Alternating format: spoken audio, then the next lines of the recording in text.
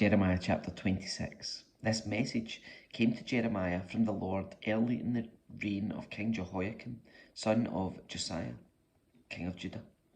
This is what the Lord says.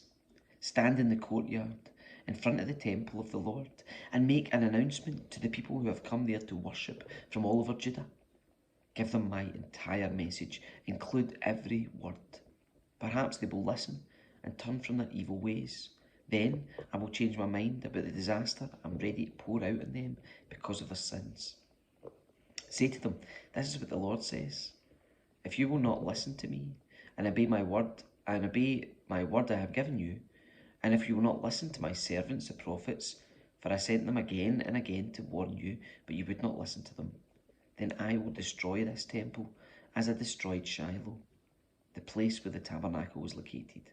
And I will make Jerusalem an object of cursing in every nation on earth. The priests, the prophets, and all the people listened to Jeremiah as he spoke in front of the Lord's temple. But when Jeremiah had finished his message, saying everything the Lord had told him to say, the priests and prophets and all the people at the temple mobbed him. Kill him, they shouted. What right do you have to prophesy in the Lord's name that this temple will be destroyed like Shiloh? What do you mean, saying that Jerusalem will be destroyed and left with no inhabitants? And all the people threatened him as he stood in front of the temple.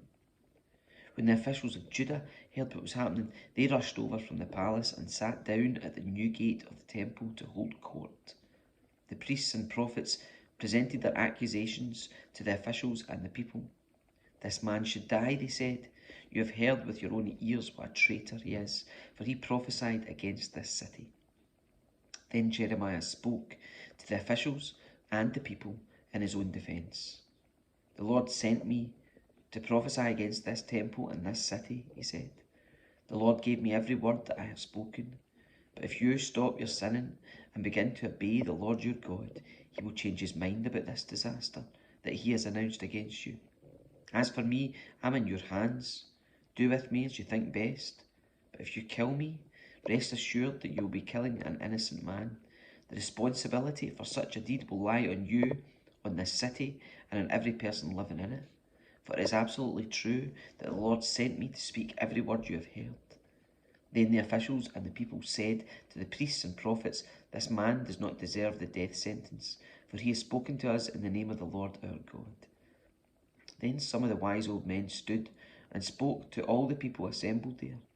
They said, remember when Micah of Moresheth prophesied during the reign of King Hezekiah of Judah?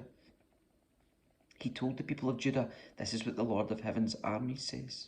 Mount Zion will be ploughed like an open field. Jerusalem will be reduced to ruins. A thicket will grow in the heights where the temple now stands. But did King Hezekiah and the people kill him for saying this? No, they turned from their sins and worshipped the Lord. They begged him for mercy. Then the Lord changed his mind about the terrible disaster he had pronounced against them. So we're about to do ourselves great harm. At this time, Uriah, son of Shemaiah from Kiriath Jearim, was also prophesying for the Lord.